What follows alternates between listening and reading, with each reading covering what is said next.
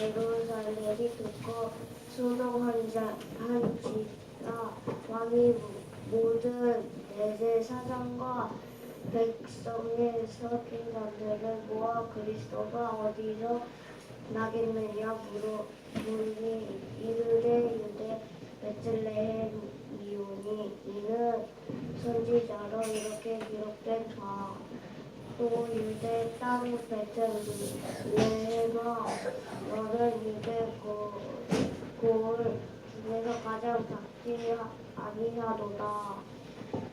내게서 한 다스리는 자가 나와서 내 백성 이스라엘 목자가 되리라 하였습니다. 이에 헤롯이 가만히 박사들을 불러 별이 나타날 때는 장에 묻고 베들레헴으로 보내며 이르되 가서 자기에 대하여 자세히 알아보고 찾거든 내게 거하여 나도 가서 그에게 경배하게 하라. 박사들이 왕의 말을 듣고 갈새 등반에서 보던 그 별이 문득 안에서 인도하여 가다가 박이 있는 곳 위에 머물러 서 있는지라. 그들의 별을 보고 매우 크게 기뻐하고 기뻐하더라. 집에 들어가 아기와 그의 어머니 마리아가 함께 있는 것을 보고 엎드려 아기께 경배하고 보배합을 여러 헌금과 유향과 물량을 예물로 드리리라. 우리 함께 12절 같이 읽겠습니다. 막심하고 시작. 그들은 꿈에 헤롯에게로 돌아가지 말라 지시함을 받아 다른 길로 고국에 돌아가니라. 아멘. 박수 쳐주세요. 두 번째 크리스마스를 맞고 나서야 한글로 다 읽네요. 하나님께 영광을 돌립니다. 자, 우리 기도하겠습니다. 은혜로우신 하나님 감사합니다. 오늘도 우리의 영혼을 주님의 성전으로 이끌게 하여 주시고 주님께서 주시는 위로와 평안함과 또한 기쁨을 주시니 감사합니다. 하나님, 우리가 너무 급해서 하나님의 아들이신 예수 그리스도를 우리가 너무나도 제대로 기다리지 못하고 있음을 이 순간 회개합니다. 주님이 이 순간 오셔서 두세 사람 내 이름으로 두세 사람 있는 곳에 내가 너희와 함께 하시겠다 하셨으니 이 순간 우리에게 함께하여 주셔서 주님의 놀라우신 은혜를 맛보게 하여 주시옵소서. 연약한 이 종이 주님의 말씀을 전하려고 합니다. 성령이여 임하여 주셔서 우리 각자의 마음에 임하셔서 직접 말씀하시고 직접 깨닫게 하시고 직접 행할 수 있는 축복 주시옵소서. 이 모든 말씀 주 예수님 이름 받들어 간절히 기도드리옵나이다. 아멘. 우리는 이렇게 진짜를 알아보는 그런 눈이 있습니까? 야, 저거 진짜야, 저거 가짜야. 우리가 찍어서 맞추는 경우는 있어도 이거 진짜라고 알고 가는 경우가 별로 없습니다. 예전에 우리 한참 제가 한 10년 전에 유행했던 농담이 하나 있습니다. 프랑스에서 가장 유명했던 지도자였던 옛날에 그 알렉산더 대왕이 적을 나폴레옹이 프랑스의 유명한 지도자였던 나폴레옹이 이제 독일을 치러 갈 때 이 알프스산을 넘으려고 가는데 이 알프스산이 너무 많잖아요. 그 길이 너무 없어서 하루는 이 산을 저 올라가서 가보자 했더니 이 산을 넘어가면 안 되는 거예요. 내가 잘못 알았다. 다른 데로 가자. 또 저 산으로 가자. 그랬더니 또 저 산을 갔는데 그 길이 아닌 거예요. 다시 내려오는. 그래서 지도자를 잘못 만나서 거의 데리고 갔던 반절의 군대가 동사하고 제대로 싸워보지도 못하고 동사하고 굶어 죽고 아파서 죽고 그래서 병사의 반을 잃었다는 농담이 있었습니다. 그러니까 우리가 진짜를 알아보지 못하면 우리의 인생은 단 한 번뿐인데 진짜를 알아보지 못하고 가면 아프고 고생하고 잃고 없어지고 그렇게 되는 것입니다. 그런데 그나마 다행인 것은 그 안에서 진짜인 것을 찾으면 우리 인생이 다시 회복되는 거죠. 이 세상에서 우리를 진정으로 행복하게 만들어줄 수 있는 분은 오직 예수 그리스도 한 분이십니다. 만약에 우리가 이 사실을 믿을 수 없다면 오늘 말씀에 나오는 지혜롭고 또 멋진 동방에서 온 박사들을 통해서 그것을 확인하시고 또 며칠 앞으로 다가온 성탄절 크리스마스에 예수님을 기다리고 또 경배하시는 복된 저와 여러분이 되시기를 바랍니다. 1절부터 3절의 말씀 한번 보도록 하겠습니다. 1절에서 3절의 말씀입니다. 시작. 헤롯 왕 때에 예수께서 유대 베들레헴에서 나심에 동방으로부터 박사들이 예루살렘에 이르러 말하되 유대인의 왕으로 나시니가 어디 계시냐? 우리가 동방에서 그의 별을 보고 그에게 경배하러 왔노라 하니 헤롯 왕과 온 예루살렘이 듣고 소동한지라. 아멘. 오늘 성경의 말씀을 보면 예수님이 나실 것이다 라고 알아차린 두 그룹의 사람이 있습니다. 헤롯 왕 성전에 헤롯 왕궁에 사는 헤롯 왕과 그리고 동방에서 온 동방 박사들 세 사람입니다. 이 동방 박사들은 별을 연구하던 가운데 이 유대인의 왕 그리고 또 온 세상을 구원할 왕이 태어날 것을 알았습니다. 근데 그 당시의 왕이 누구였냐면 유대의 왕이 누구였냐면 헤롯이었습니다. 그렇기 때문에 이 동방 박사들은 당연히 유대의 왕이니까 헤롯 왕의 궁전에서 아기가 태어날 것이라고 생각해서 이 헤롯 왕이 사는 궁전에 가서 동방 박사들이 앞으로 이 전 세계와 전 인류를 구원할 왕이 태어나셨다는데 어디에 있습니까? 라고 물어보는 것이었습니다. 그때 이 헤롯의 궁전에서 난리가 났습니다. 현재 왕이 헤롯 왕인데 왕이 태어났다면 그럼 헤롯 왕이 더 이상 왕 노릇을 못하고 이제 왕을 내려놔야 하는가? 막 웅성거리기 시작했습니다. 그렇다면 이 헤롯 왕은 어떻게 생각했겠습니까? 자신의 왕권이 위협받는 것을 알게 되었습니다. 그래서 헤롯 왕 자신이 쫓겨나지 않으려면 그 아기를 당장 찾아내서 죽여버리면 자기가 왕을 계속 해먹을 수가 있는 것입니다. 그래서 그 왕이 어디서 태어나게 되었는가라는 것을 이제 선지자들이나 제사장들을 데리고 와서 물어봤습니다.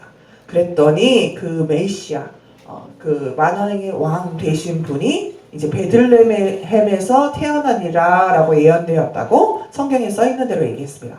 그러니까 이게 생각해 보니까 나는 평생 왕을 오랫동안 해먹으면서 누리고 살 수 있을 거라고 생각했는데 갑자기 하늘에서 하나님이 정하신 왕이 왔다고 하니까 막 다급해지기 시작했습니다. 그때가 오는구나. 이 권력을 누릴 때가 끝나는구나. 그런데 이렇게 끝날 수는 없다 하면서 이제 머리를 쓰기 시작했습니다. 어떻게 머리를 쓰기 시작했는가? 만왕의 왕이 태어나신다면 그 예언하던 별이 언제 나타났습니까? 성경의 예언대로라면 베들레헴에서 왕이 태어난다가 했는데 그리로 가보시는 것이 어떻겠습니까? 가셔서 그 만왕의 왕을 찾으시게 된다면 나도 가서 경배하겠습니다. 꼭 알려주십시오. 그러면 동방 박사들이 알려주면 자기가 가서 군사들을 보내가지고 그 아기를 죽일 작정이었습니다. 이런 상황을 모르는 동방 박사들은 이 이야기를 듣고 아주 기뻐했습니다. 그리고 만왕의 왕이 되실 아기를 찾아갔습니다. 그러던 중 동방에서 보았던 별이 나타나 동방 박사들을 베들레헴 쪽으로 인도하였습니다. 그리고 그 아기 예수님이 태어난 그곳으로 인도했습니다. 동방 박사들은 이 일이 참으로 놀랍기도 했지만 또 참으로는 기뻐했습니다. 왜 기뻐했을까요? 생각해 보십시오. 별이 움직입니까? 별이 별똥별 같은 경우는 움직이지만 별은 움직이지 않습니다. 항상 하늘에서 빛을 발하고 있습니다. 그런데 별이 움직였습니다. 그것도 동방 박사들의 길을 인도하였습니다.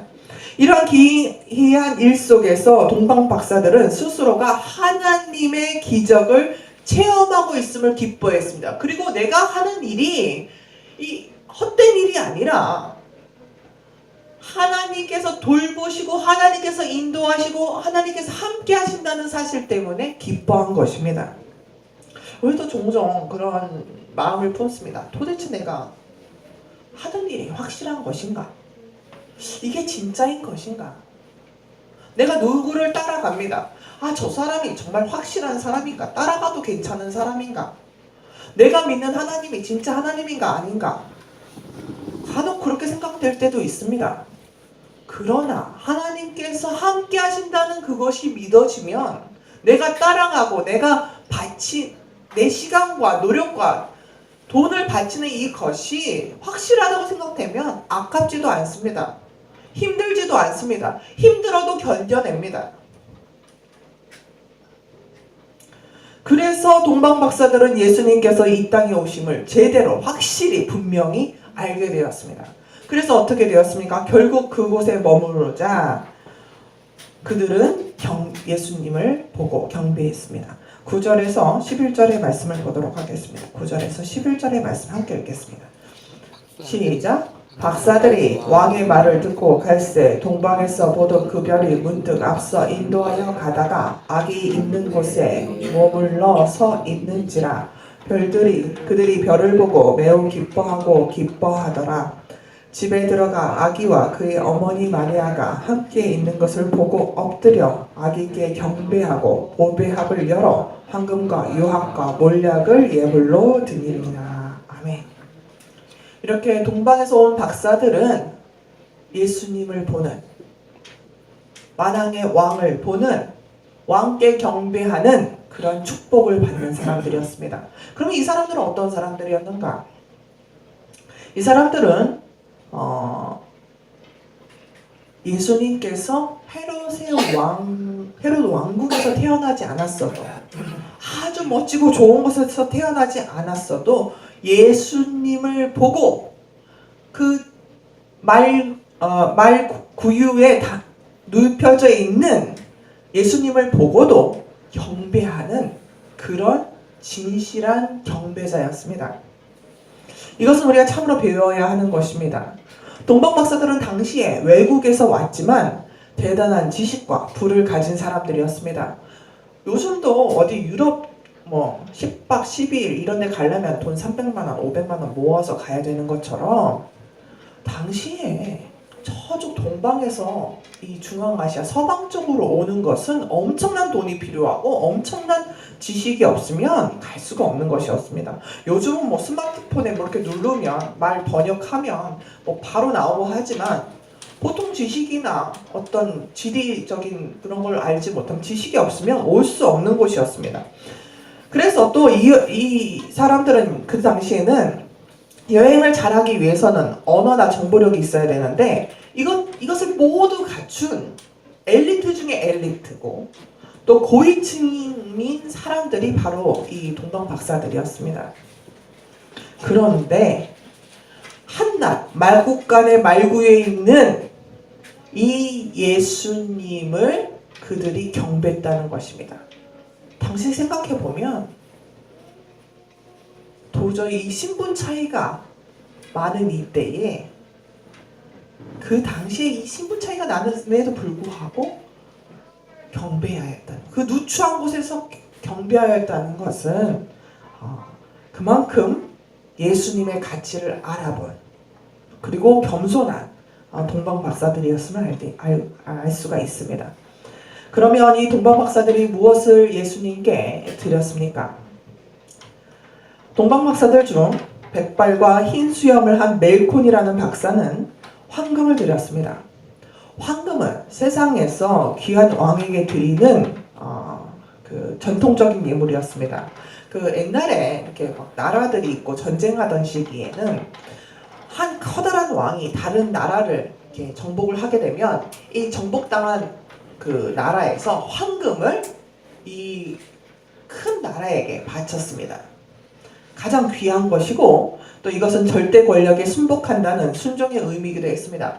그리고 모든 그 예전에 보면 중국의 왕이나 그 우리 조선시대 때 왕을 보면 전부 다 금박으로 옷을 해 입은 것은 그만큼 권위와 권력이 있다는 것을 의미했습니다. 또 붉은 뺨을 가지고 있는 청년 가스퍼 박사는 몰약을 지었습니다. 몰약은 유황과 함께 성경에 등장하는 아주 귀한 향료입니다. 출애굽기 30장 22절에 보면 성전 그 성스러운 기름을 만들 때 몰약 500세겔하고 올리브유 100세겔을 섞어서 성스러운 기름을 만들라라고 나옵니다. 그러니까 이 성스러운 기름은 어떻게 만드냐면 이 성전에 쓰는 기름은 성별하는데, 구별하는데, 성스러운 것과 세속적인 것을 구별하는데 쓰이는 기름이었습니다. 그래서 회막과 증거궤와 이렇게 성소에 있는 물건들에게는 다 발랐습니다.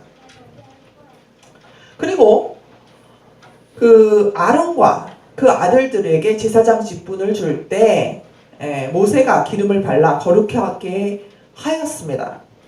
그런데 너무나도 재미있는 사실은 이 성스러운 기름을 일반 백성들에게 아무한테 쓸 수 없었다는 사실입니다. 심지어 그것을 잘못 사용했다가는 그 사람이 죽기도 한다는 것이었습니다. 그래서 이 몰약이 들어있는 기름은 아주 귀한 것이고 오랫동안 종교의식에 쓰였습니다. 그래서 성서학자들이 이렇게 얘기합니다. 이 몰약이 섞여져 있는 이 성스러운 기름은 바로 그리스도의 죽음을 의미하는 것이다 라고 얘기합니다. 그래서 몰약은 향기롭지만 맛있었습니다. 그래서 이 그리스도의 귀중한 죽음을 의미한다고 말합니다. 또 셋째로 검은 얼굴에 수염이 많았던 중년의 발사살 박사는 유황을 들였습니다. 유황은요, 아라비아의 감목에서 채취한 그 향기로운 송진으로서 성전의 제사나 또한 헌물로 자주 사용되었던 것입니다. 그렇기 때문에 예수님께 유황을 드렸다는 것은 제사장적인 역할을 하실 분이다라는 것을 보여주는 것입니다. 제사장이 뭡니까? 하나님과 이스라엘 백성의 중간에서 그 연결하는 역할을 하는 사람입니다. 우리가 왜 예수 그리스도의 이름으로 기도합니까? 우리 스스로가 하나님 앞에 나아가기에는 너무나도 죄가 많고 흠이 많고 완벽하지 않기 때문입니다. 그러나 예수 그리스도의 이름으로 기도하면 예수 그리스도의 희생과 사랑으로 인해서 우리가 하나님의 자녀가 되고 하나님의 백성이 되기 때문입니다. 그래서 이 유황을 드린 것은 만왕의 왕이 되신, 우리에게 만왕의 왕이 되시고 하나님 앞에서 중보자 되시는 그 예수님을 환영하고 경배한다는 의미입니다. 저는 이 동방 목사들을 이렇게 성경을 통해서 또 보고 또 이제 여러 가지 책들을 통해서 보면서 동방 목사들이 이런 사람들이었구나 생각할 때 참 어떤 면에서는 좀 마음이 짠합니다. 왜 짠하냐면 이 사람들은 유대인이 아닙니다. 이방에서 왔다고 했습니다. 동방에서 왔다고 했습니다. 그러니까 외국인인 것입니다. 그런데 이 사람들은 뭔가 확실한 것도 없이 어떻게 보면 세상적인 눈으로 봤을 때 별 하나만 보고 따라온 것입니다. 이 험난한 세상, 그리고 어렵고 힘든 이 세상 속에서 유일하게 희망이 되어주시고 소망이 되어주실 수 있는 만왕의 왕이 태어난다는 그거 하나를 알고 온 것입니다.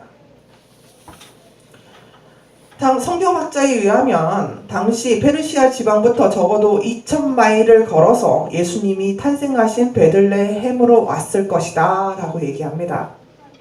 그러면 이 거리는 적어도 3개월에서 6개월은 좋게 걸렸습니다.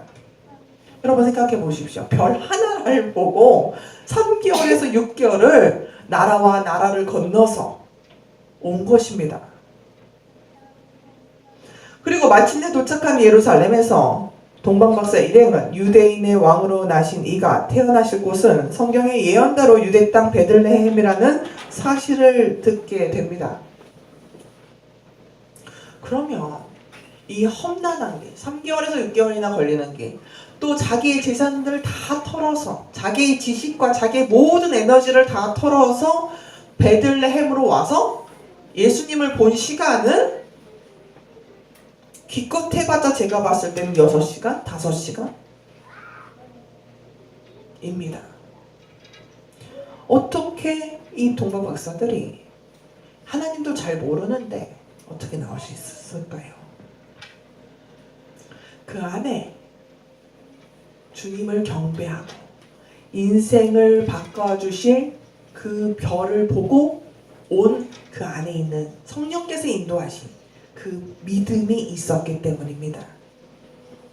그렇습니다. 예수님께 나아오는 자는 복을 받습니다. 히브리서 11장 6절에 이렇게 나와 있습니다. 믿음 없이는 기쁘시게 못하나니 하나님께 나아가는 자는 반드시 그가 계신 것과 또한 그가 자기를 찾는 자들에게 상 주시는 이심을 알아야 할지니라 했습니다. 아멘. 다시 말하면 하나님께 나아가는 자는, 이 하나님을 기쁘시게 하는 자는, 그리고 이런 자들에게 하나님께서 기뻐하셔서 그 믿음에 대한 상을 주신다는 것입니다. 속상할 수 있습니다. 실망될 수 있습니다. 낙심될 수 있습니다. 그러나 하나님께 나아가는 자는 하나님이 기뻐하신다는 것입니다. 그래서 예수님을 경배하며 하나님을 찬양하는 사람은 성탄의 축복을 받습니다. 그런데 우리가 여기서 생각할 게 있습니다. 왜 하나님은 예수님이 탄생하셨을 때 모든 많은 사람들에게 다 알리고 깨닫게 하시고 좀 알게 하셔서 전 세계 모든 사람들이 예수님을 경배하게 하실 수 있지 않았는가? 그렇게 생각합니다. 지금 성경에 보면은 요셉에게 나타나셔서 메시아가 오신다는 걸 알게 하셨습니다. 마리아에게 알게 하셨습니다. 시므에게 알게 하셨습니다. 저 들밖에서 양을 치는 목동들에게 하셨습니다. 그리고 그냥 동방박사들에게 하셨습니다. 어찌 보면 각 나라와 이방을 대표하는 동방박사들, 유대를 대표하는 목동들, 제사장들을 대표하는 시므이, 이런 식으로만 대표를 뽑아서 알게 하시고 경배하게 하신 것을처럼 보이지만 도대체 왜 소수의 사람들에게만 알게 하셨을까? 하나님은 아셨습니다. 그 마음에 진심이 있지 않은 사람은 아무리 와서 경배해봤자 소용이 없다는 것입니다.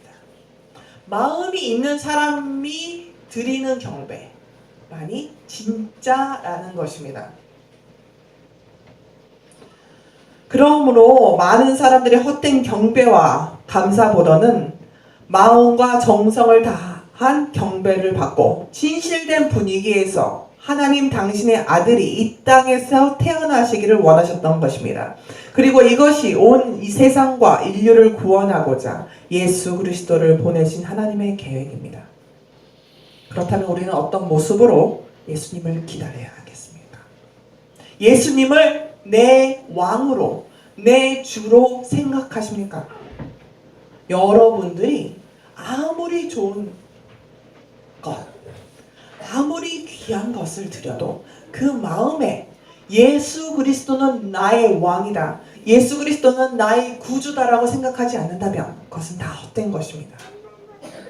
이 순간 여러분들 한 사람 한 사람 한 사람 안에 예수님은 나의 왕이시다, 예수님은 나의 구주다 라고 고백하시며 이 크리스마스를 지내시는 귀한 시간이 귀한 크리스마스 축복된 날들이 되시기를 바랍니다. 기도하겠습니다. 찬양과 영광 받으시기에 합당하신 하나님 아버지, 독생자 예수 그리스도를 이 땅에 보내심으로 우리가 성탄의 복을 받게 하시니 감사드립니다. 우리가 늘 주님을 생각하며 늘 기다리고 경배하게 하옵소서. 그래서 늘 이러한 축복이 우리에게서 떠나지 않도록 하여 주시옵소서. 이 모든 말씀 주 예수님 이름 받들어 간절히 기도드리옵나이다. 아멘. 찬송 하시면서 준비하신 예물 바치도록 하겠습니다. 1절과 2절만 하도록 하겠습니다.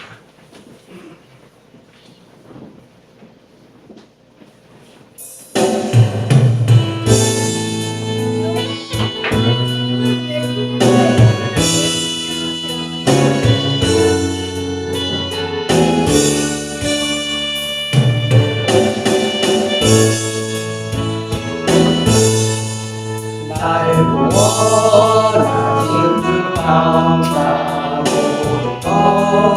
주신 감사 지난 추억이 내 감사 주의 곁에 계시네 양리로 봄철의 감사 외로운 가을 날 감사 사라진 눈물도 감사 나의 영혼 평안에 응답하시기도 감사 걱정하신 것 감사 해처럼 넘으신 감사 모든 것 채우시네 아픔과 기쁨도 감사 절망 그 위로 감사 증량 못할 은혜 감사 크신 사랑 감사해